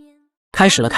魔教二公子与魔君统帅的交锋终于开始了。在得知高档被二公子当场处决之后，当天晚上，巨天壤便派人找到了二公子。片刻后，城镇最豪华的青楼里，巨天壤装作若无其事的样子，语气平和，邀请男人共饮一杯，却对于高档的事只字不提。直到酒过三巡，巨天壤屏退左右，试探性地说起了那件事。听说你和我的手下发生了一些不愉快。他故意轻描淡写，显然是想大事化小，小事化了。要知道魔君的大队长被杀，这可是惊天动地的大事，足以让整个天魔神教都震动。但魔君主却只想把这件事压下去。男人大方地承认了，但却没想到巨天壤装出了一副无奈的样子。这也是没办法的事，况且那个高档本来就不是什么好东西。男人知道他这是想把所有罪名都推到死去的高档身上，可再怎么说高档也是他的心腹，他不想着为他报仇就算了，反而还要让他背黑锅，真是个冷血无情的家伙。也就在这时，巨天壤开始旁敲侧击，我知道你这都是为了调查，如果这件事要是闹大了，对谁都没有好处。说着，他放下了手上的酒杯，不如就此停手如何？一个大队长再加上3个部下的性命，应该足够了吧？听到巨天壤的话，男人的眼神开始变得暗淡，紧接着装出一副难办的样子。我也想息事宁人，但现在有个问题，我没有证据啊。既然这次我是奉命前来调查的，总得拿出些证据才能向上级交代吧。此话一出，巨天壤的眼中闪过一丝狡黠。证据的事好办，随便找个理由不就行了吗？这恐怕不行，毕竟我收到的举报信上写着一大堆私自接受外部委托，这可不是一件小事啊。男人故意将举报信上提到的内容说了出来，为的就是打乱魔君主的阵脚。果不其然，魔君主马上就露出了些许慌张。不过男人并没有停下，想要结束这件事，就必须拿出证据。虽然男人并没有明说，但魔君主立刻就明白了男人口中的意思，只有他交出证据，这件事才能结束。在离开青楼后，男人直接来到了医馆。徐大龙看到他的出现也是大吃一惊，没想到堂堂魔教二公子会为了一个不起眼的部下亲自前来。比起他的惊讶，男人更关心受伤的人现在怎么样了。魔医正在为他救治，谢谢您专门给他请来魔医。男人并没有放在心上，在他看来，哪怕现在的他只是暂时代理调查官一职，但他们都是自己的同事。然而他这随口一说，却让徐大龙再次露出了震惊的表情。片刻后，魔医从房间里走了出来。他作为天魔神教医术最高明的神医，一般是不会随便给人治病的，除非是教内的高层人物。男人询问伤者的情况如何，得知对方已经脱离生命危险，只需静养一段时间之后，男人这才放下心来。紧接着他吩咐魔医一定要用最好的药材把他治好。然而这简单的一句话，却让房间内所有人露出了惊讶又感激的表情。回房间的路上，徐大龙好奇魔君主说了些什么，他希望我们到此为止，把所有责任都推到高档身上。徐大龙难以置信，他最器重的手下死了，竟然还没等他把话说完，男人就打断了他的话。高档并不是他最器重的人，而是最有利用价值的人。如今他死了，自然会有其他人顶替他的位置。徐大龙沉默了，二公子说的一点都没错，那您接下来打算怎么办？男人冷笑一声，我已经放出了诱饵，就看他会不会上钩了。等他上钩之后，你就会知道的。徐大龙听完一头雾水，那我接下来需要做些什么？男人淡淡开口，陪我去喝一杯吧。虽然徐大龙不知道二公子的计划是什么，但他既然如此胸有成竹，那肯定无需太过担心。那么今天的酒就由我来请吧。第二天清晨，一堆书籍和账目被送到了男人的房间。徐大龙递过一本账册和几千两银票，他们说这些都是在高档的家里发现的。账册上详细记录了参与暗杀任务的人员，以及收受贿赂和执行暗杀任务的经过。听到这话，男人知道鱼儿上钩了，随即他立刻让徐大龙去魔军一大队里查一查谁的脑子最聪明，能将这些账目做出来的，一定是个有学识、脑子非常聪明的家伙。安排好这些，男人便立刻前去见了魔君主，他要为找出这个人多争取一些时间。我们在高档的房间里找到了证据。此刻魔君主明显轻松了许多，他高兴地说：“那太好了，既然事情已经解决了，不如我们去上次喝酒的地方好好庆祝一番。”然而男人却打断了他的话，虽然如此，但还有一个问题。听到这话，巨天壤的脸色瞬间阴沉了下来。这次又是什么问题？本来这些证据应该由我们的人找出来才对，但如今却是由魔君的人拿了过来。魔君主明显有些不耐烦，他觉得男人在小题大做。来源很重要吗？当然重要。总军师可不是一般人，如果他知道这份证据是魔君提供的，肯定会怀疑我们的调查过程和结果。巨天壤沉思了片刻，想想确实如他所言。那我现在该怎么办？我们还得装模作样的调查一番，预计需要1天的时间，届时请您配合一下。而为了说服巨天壤，男人再次补充了一句：我们不会查阅机密文件，只看一些普通的文书，毕竟只是走个过场而已。魔君主这才点了点头，答应下来。我会吩咐手下好好配合你们的。也就在这一刻，男人的嘴角露出了一丝不易察觉的笑容。之所以他会如此说，那是因为他根本不需要那些机密文件，他要找的是他们当初加入魔军时填写的申请书，以及他们每次执行危险任务前留下的遗书。只有确认笔记，才能找出伪造账目的人是谁。1个时辰后，一名男子被绑在了椅子上，他是第1大队的良久。此刻看着眼前的男人，他冷汗直冒，不知所措。你们为什么要抓我？男人并没有回答，而是直接询问道：这次送给我们的账目是你伪造的吧？良久眉头紧皱，却装出一副不明所以的样子。男人轻叹一口气，用平和的语气说道：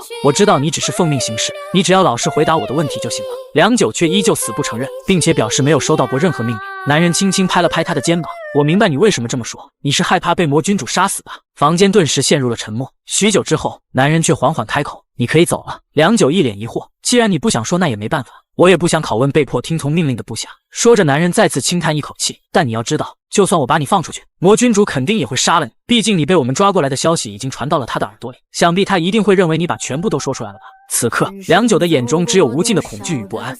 动手了，动手！男人终于对魔军统领巨天壤动手了。就在良久将所有的罪行招供出来后，正如张虎所料，就是魔君主下令杀害了调查官以及举报者，而这动手之人正是高党。除此之外，他还犯下了许多不可饶恕的罪行。听到这，男人陷入了沉思。看到他这副表情，徐大龙也不免开始担心起来。因为各种原因，这次的调查许多人因此丢了性命，所以魔君主肯定知道，一旦自己被抓，绝对会被判处死刑，他一定不会乖乖的束手就擒的。对此，男人依旧神情冷漠：我不会去抓他，我会杀了他。此话一出，徐大龙顿时瞪大了眼睛。如果魔君主被抓，血天刀魔一定会有所行动，他绝对不会眼睁睁看着自己的弟弟被处死。这样的话，事情就会变得很麻烦，到时候就会出现很多有关魔君主是无辜的假证据。一旦有人为他顶罪，还会传出各种污蔑我的谣言。而且更重要的是，在魔君主活下来之后，他会开始瞎人灭口，不仅仅是写举报信的张虎以及想要保护他的人，就连你徐大龙也难逃一死。听完男人这番解释，徐大龙彻底愣住。但如果巨天壤在抓捕过程中意外身亡，就另当别论，因为剩下的只需要去证明他有罪就行。徐大龙强忍心中的震惊，咽了咽口水。可这样的话，血天刀魔一定会报仇。对于这个问题，男人却毫不在乎，因为他知道并不是每个人都会为了家人报仇，尤其像血天刀魔这种人，更不会把时间浪费在这种事上。说完，他缓缓站起身形。虽然他不敢保证一切都会按照他的预料发展，但他能够肯定，血天刀魔一定不敢轻举妄动。毕竟如果他真的出了事，所有人都会怀疑是血天刀魔所为。徐大龙一脸茫然，不知道该说些什么，直到看见二公子头也不回地朝门外走去，这才缓缓回过神来。您不会是想要去？片刻后，魔君主的房间内，两人对视而坐，男人却装出一副感激的样子。这次多亏了你，我们才能顺利完成任务。男人言不由衷，等我以后继承了天魔之位，一定会报答魔君主你的恩情。巨天壤心头一喜，嘴上却满口敷衍，这话应该我说才对。男人心中不由得一阵冷笑，巨天壤确实应该永远将这件事记住，毕竟像他这么贪婪的人，损失如此惨重，又怎么可能会忘记呢？想到这，男人拿起了酒壶，为了庆祝，不如我们喝一杯吧。说着，他将酒倒进了巨天壤的酒杯里。然而还没等巨天壤把酒喝下，男人却冷声问道：你为什么要这样做？巨天壤心头一顿，却装出一副不明所以的样子。你这是什么意思？此刻，男人神情冷漠：你明明已经富可敌国，为什么还要如此贪得无厌，让魔君变成你的私人杀手？魔君主的脸色顿时阴沉下来。这个问题你应该去问死去的高岛。男人冷笑一声：傀儡能知道什么？顿时整个房间的气氛变得剑拔弩张。我不知道你在胡说些什么，我只是好奇你到底是怎么想的。不过也是，像你这种人，心里除了贪婪还能有什么？此话一出，魔君主怒火中烧，一股磅礴的内力爆发而出，周围的桌椅瞬间被震为了碎片。面对如此情形，男人却依旧面不改色。然而就在巨天壤准备下一步动作的时候，只听扑哧一声，一道寒光闪过，男人手中的利剑直接贯穿了巨天壤的身体。这是飞天剑法的第5式苍天式，在如此距离瞬间发动，巨天壤根本来不及躲闪。此刻他眼神空洞，瘫坐在椅子上，但却没有立刻死去。男人缓缓起身，平静地说道：你作为魔君主，为了谋取私利教唆杀害了20多人，我现在正式逮捕你。魔君主低头看向插在自己胸口的剑，这不是逮捕，是谋杀，反正你也是死路一条，就当是为了其他人，你还是安心的去吧。说罢，男人直接拔出了巨天壤心口的长剑，魔君主就此殒命当场。片刻后，整个魔军和调查官都被召集到了巨天壤的房间。当他们看到巨天壤倒在了血泊当中，所有人都露出了惊恐与震惊的表情。此刻，男人当众宣布，魔君主罪大恶极，在抓捕过程中拒捕，被当场击毙。男人的声音振聋发聩，在所有人耳边来回飘荡。他们怎么也没想到二公子竟然真的杀了魔君主。还没等他们回过神来，男人继续下令：徐大龙，你立刻逮捕一大队的所有成员，将他们关进地牢，彻查此案。紧接着，他又对张虎说道：三大队长张虎率领除了一大队以外的所有魔军，协助抓捕一大队所有成员，凡是敢违抗者，可先斩后奏。此话一出，徐大龙与张虎同时应声遵命。此刻，他们看着魔君主的尸体，眼中皆是闪过一丝快意。或许这一刻，压抑他们许久的仇恨终于可以释怀。很快，魔君主被杀的消息传遍了整个天魔神教，而此刻，天魔教主、总军师司马明以及血天刀魔早已在天魔殿内等候多时。为了肃清魔教内部的贪污腐败之气，男人直接斩杀了统领100万魔军的君主。可魔君主作为血天刀魔的亲弟弟，所有人都认为男人必将遭到报复。然而此时，天魔教主、总军师司马明以及血天刀魔早已在天魔殿内等候多时。在看到三人之后，男人先是向父亲和司马明恭敬地行了一礼，而后才不急不缓地向血天刀魔打了声招呼。对此，血天刀魔并没有表现出任何异常，反而显得格外冷静。或许因为天魔教主在场的缘故，使得他故意收敛起了情绪。不过最后他还是向男人询问起了事情的经过。面对血天刀魔的责问，男人依旧神情淡定，所有的情况我已经在报告里写得很清楚了。血天刀魔却并不买账，始终坚持要听他亲口解释。这一刻，男人沉默了，他看向台上的父亲和司马明，他们并没有出言阻止，看来也都觉得这是血天刀魔应有的权利。随即缓缓开口说道：经过我的调查，发现您的弟弟犯下了重罪，可在抓捕的过程中，他试图对我杀人灭口，因此我才不得不出手将其击杀。听到男人的解释，血天刀魔神情一紧，但语气依旧平淡。如果我的弟弟真的犯了罪，确实应该受到惩罚，但我有一点不明白，我的弟弟虽然很不成器，但他似乎并未蠢到在罪名坐实后还出手攻击你才对，而事实也的确如此。只要巨天壤乖乖束手就擒，之后等待兄长出手救援，那他就能逃过一劫。可男人就是为了防止这种事情发生，所以才故意将其斩杀的。只不过他又怎么可能承认呢？所以男人再次装出一副不明所以的样子。或许他是觉得自己被一个年轻人抓住而无法接受吧。男人并没有详细描述战斗的经过，在这种不利的局面下，说的越多越容易露出破绽，让血天刀魔自己去想象是最好的办法。毕竟在天魔神教，实力为尊，弱者被强者杀死是所有魔人的共识，因此血天刀魔也不好意思追问细节。就这样，他盯着男人看了许久。在来这里之前，我看过他的尸体，是被一剑刺穿了心脏。看来二公子的武功比我想象中强上很多呀。男人只是淡淡的回应，这都是托父亲的福，所以他才不敢对我动用权力。血天刀魔笑了笑，谢谢你告诉我真相，我的心里好受多了。对于这些敷衍的话语，男人又怎会听不出来？他亲手杀了对方的弟子和弟弟，血天刀魔心中的怒火可想而知。不过，血天刀魔却能自如地控制住自己的情绪，可见其城府之深。在离开天魔殿之前，血天刀魔看向了天魔教主，他的眼中没有丝毫怨恨。天魔看向他的眼神也和平时一样。在吩咐对方去准备弟弟的葬礼之后，血天刀魔恭敬地行了一礼，便转身离去。他走在红地毯上，看都没看男人一眼，仿佛一切都从未发生过。可在男人看来，这种情况才是最可怕的。待血天刀魔走后，司马明这才开口说道：辛苦了二公子，你收集的证据很充分，因此我们才能顺利结案。说完，他开始关心起二公子有没有受伤。对此，男人只是简单的感谢了一句，这却让司马明感到了些许好奇，毕竟这是教主亲自安排的任务，看来他们父子之间一定发生了些什么。就在他思索之际，一个蒙面的男子端着一个长长的木盒走了过来，这是教主给二公子的奖励。他小心翼翼地打开盒子，可见盒子里装的东西非同小可，只见一柄黑色宝剑赫然摆放其中，男人一眼便认出了这是魔教至宝黑魔剑，一柄和白花剑齐名的宝剑。男人欣喜若狂，却故意装作毫不在意的样子。父亲，你若是要赏赐我，也应该给我一把白花剑，这样才符合我的气质嘛。天魔父亲一脸鄙夷，黑魔剑才是你的不二之选。男人嘴上说着，那您还真是不了解我，手上却已经按捺不住地拔出了黑魔剑。也就在宝剑被拔出的一刹那，一股寒气瞬间笼罩了整个天魔殿。男人没有注入任何内力，这纯粹是宝剑本身散发出的能量，但却和男人的气息无比契合。在握住剑柄的那一刻，男人就知道这柄宝剑将只属于他一人。不过他还是向父亲询问道：这会不会太贵重了？只是还未等天魔开口回应，司马明却提前说道：一点也不贵重。魔君主的问题一直是本教最棘手的问题之一，二公子你处理得这么干净利落，这个奖励一点也不为过。说完，他转头看向天魔教主大人，您是不是早就预料到了会是这样的结果？父亲嘴角一撇，装出一副担心的样子。没有，我本来还担心他会死得不明不白呢。但其实男人知道，父亲并不是这么想的。他是信任自己才会派他前去调查此事，因为天魔知道男人已经练成了飞天剑法，以及服用了魔金丹。所以相信他不会轻易落败。当然，魔君主的死应该在他的意料之外。除此之外，男人还知道父亲赐他这把宝剑是在向血天刀魔传达一个信息，他已经认可了二公子的功劳，至少在这件事上，他不许任何人动他的儿子。至于血天刀魔，应该也明白了这层含义，所以这才装出一副毫不在意的样子。想到这，男人双手捧剑，恭敬地再次向父亲行了一礼。片刻后，就在男人准备回房间的路上，突然一个声音叫住了他。只见血天刀魔惬意地坐在花园前的空地上。二公子，今天天气这么好，不如坐下来休息一会儿。在看到对方身影的那一刻，男人就知道这老东西不会轻易放过自己。不过他却没有丝毫畏惧，径直走到血天刀魔的面前，然后心安理得地坐了下来。男人能感觉到血天刀魔的目光已经落在了自己腰间的黑魔剑上，因此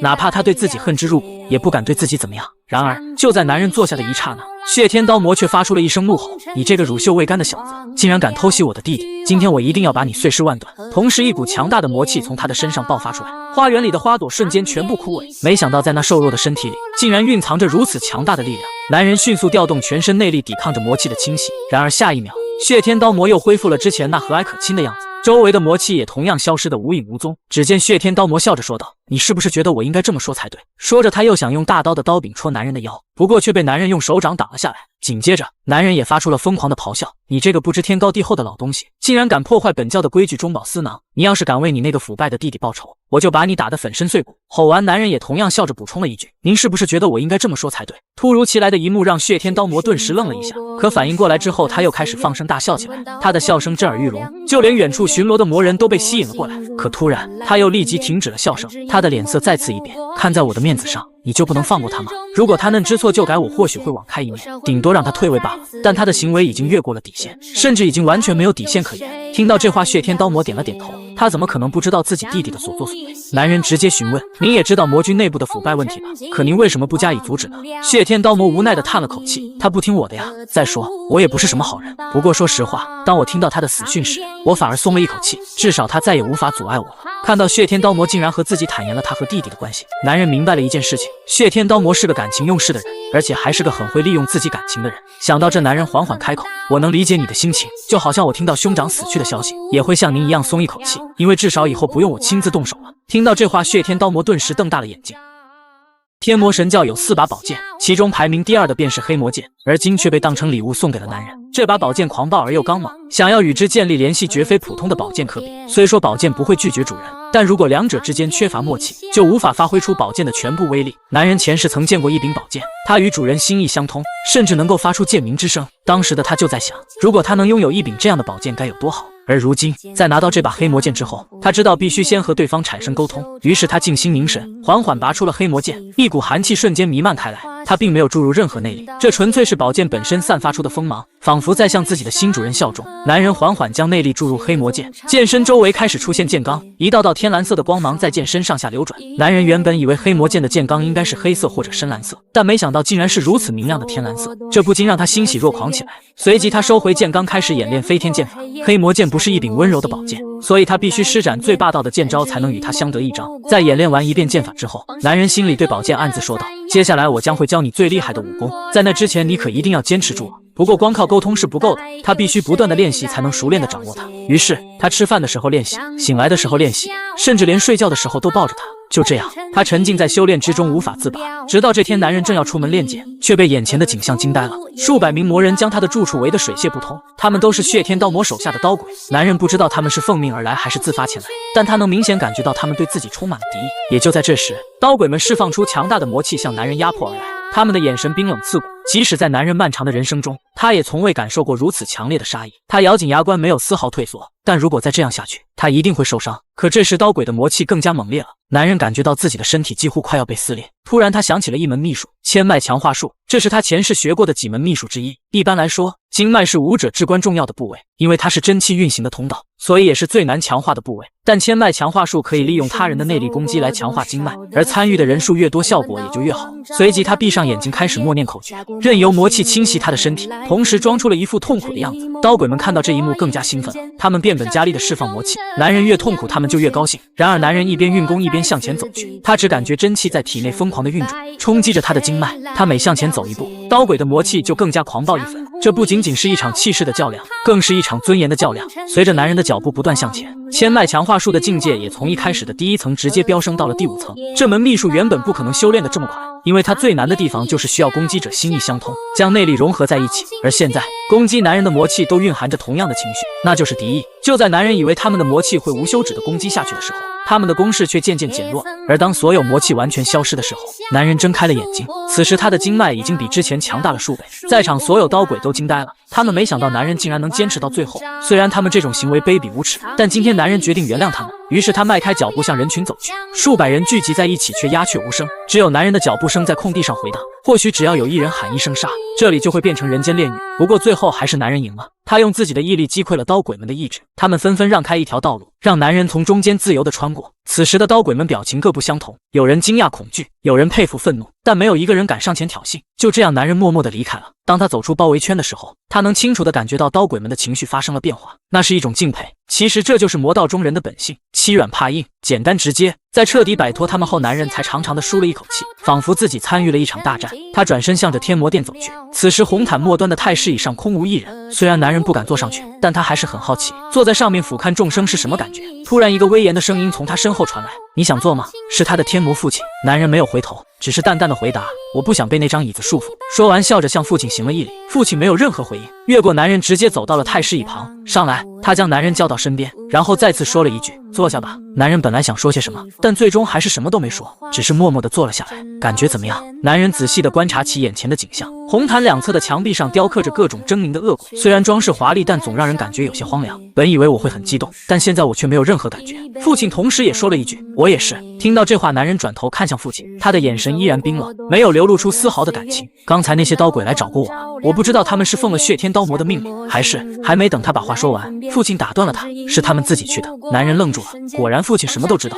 虽然我在他们面前努力保持着镇定，当时并没有什么感觉，但离开那里之后，我却忍不住开始害怕了。你害怕他们？不，我害怕的是我的判断失误。如果当时有人冲动引发了冲突，我或许会死在那里。就算我活下来了，我也无法成为天魔，因为我杀了那么多刀鬼。所以我害怕以后还会遇到这样的情况，害怕自己会做出错误的选择。而当这个想法出现的时候，奇怪的是，男人想到的第一个人便是父亲。他不明白为什么自己会有这个想法，但他还是向父亲坦白了自己内心的感受。父亲淡淡的说道，魔道中人不应该回头，应该勇往直前。男人愣住了，他不知道这是父亲对他的安慰，还是在为魔道中人开脱。就这样，他们静静地看着眼前的景象，这里的景色太荒凉了，还不如雕刻些美女呢，比如中原4大美女，每个角落都放一个。说完，男人转头看向父亲，然而此时父亲却用一种看白痴的眼神看着他，你又开始胡言乱语了，看来你该走了。男人缓缓起身，然而当他走到台阶下时，回头向父亲问了一句，我可以杀了血天刀魔吗？